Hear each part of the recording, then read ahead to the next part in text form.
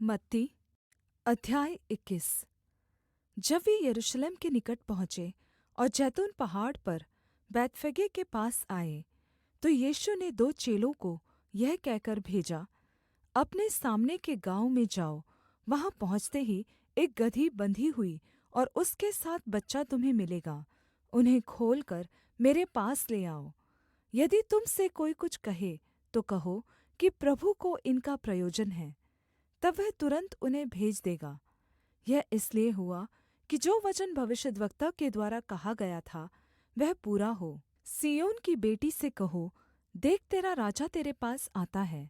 वह नम्र है और गदहे पर बैठा है, वरन् लादू के बच्चे पर। चेलों ने जाकर जैसा यीशु ने उनसे कहा था वैसा ही किया, और गदही और बच्चे को लाकर उन पर अपने कपड़े डाले, और वह उन पर बैठ गया। और बहुत सारे लोगों ने अपने कपड़े मार्ग में बिछाए, और लोगों ने पेड़ों से डालियाँ काटकर मार्ग में बिछाई। और जो भीड़ आगेआगे जाती और पीछेपीछे चली आती थी, पुकार पुकार कर कहती थी, दाऊद के सन्तान को होशाना।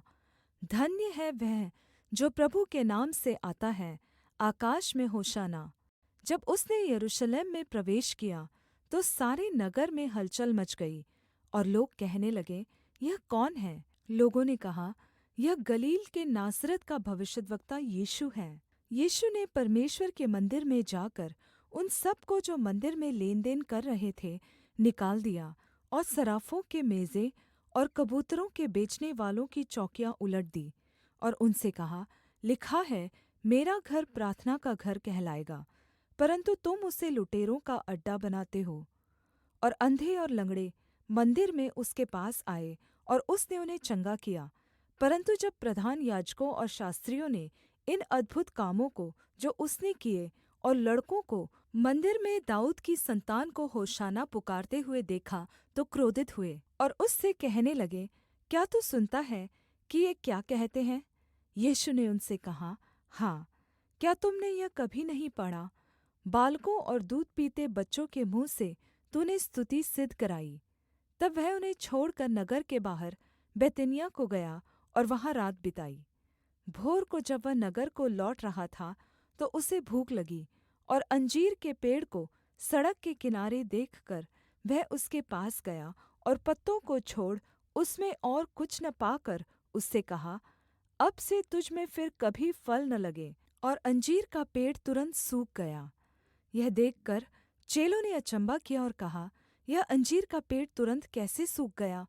यीशु ने उनको उत्तर दिया, मैं तुम से सच कहता हूँ, यदि तुम विश्वास रखो और संदेह न करो, तो न केवल यह करोगे जो इस अंजीर के पेड़ से किया गया है, परन्तु यदि इस पहाड़ से भी कहोगे कि उखड़ जा और समुद्र में जा पड़, तो यह हो जाएगा।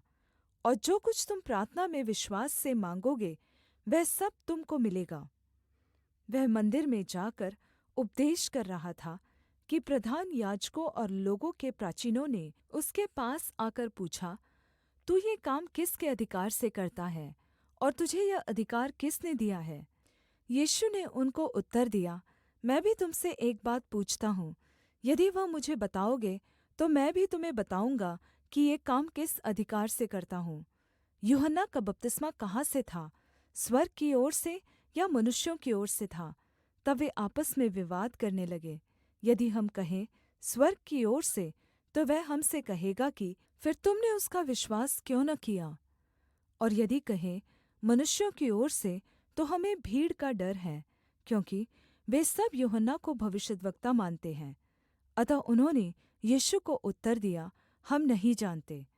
उसने भी उनसे कहा, तो मैं भी तुम्हें नहीं बताता कि ये काम किस अधिकार से करता हूँ। तुम क्या समझते हो? किसी मनुष्य के दो पुत्र थे। उसने पहले के पास जाकर कहा, हे पुत्र, आज दाख की बारी में काम कर। उसने उत्तर दिया, मैं नहीं जाऊँगा। परन्तु बाद में उसने अपना मन बदल दिया और चला गया। फिर दूसरे के पास जाकर ऐसा ही कहा। उसने उत्तर दिया, जी हाँ, जाता हूँ, परन्तु नहीं गया। इन दोनों में से किसने पिता की इच्छा पूरी की? उन्होंने कहा, पहले ने।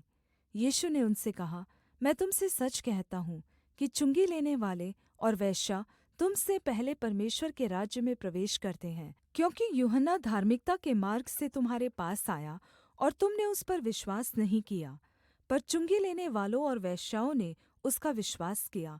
और तुम यह देखकर बाद में भी न पछताए कि उसका विश्वास कर लेते। एक और दृष्टान्त सुनो।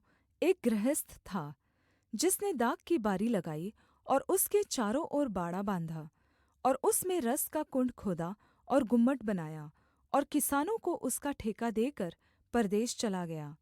जब फल का समय निकट आया तो उसने अपने दासों को उसका फल लेने के लिए किसानों के पास भेजा। पर किसानों ने उसके दासों को पकड़ के किसी को पीटा और किसी को मार डाला और किसी को पथराव किया। फिर उसने और दासों को भेजा जो पहले से अधिक थे, और उन्होंने उनसे भी वैसा ही किया। अन्त में उसने अपने पुत्र को उनके पास यह कहकर भेजा कि वे मेरे पुत्र का आदर करेंगे। परन्तु किसानों ने पुत्र को देखकर आपस में कहा, यह तो वारिस है, आओ उसे मार डालें और उसकी विरासत ले लें। और उन्होंने उसे पकड़ा और दाख की बारी से बाहर निकालकर मार डाला। इसलिए जब दाख की बारी का स्वामी आएगा तो उन किसानों के साथ क्या करेगा? उन्होंने उससे कहा, वह उन बुरे लोगों को बुरी रीति से नाश करेगा और दाख की बारी का ठेका और किसानों को देगा जो समय पर उसे फल दिया करेंगे।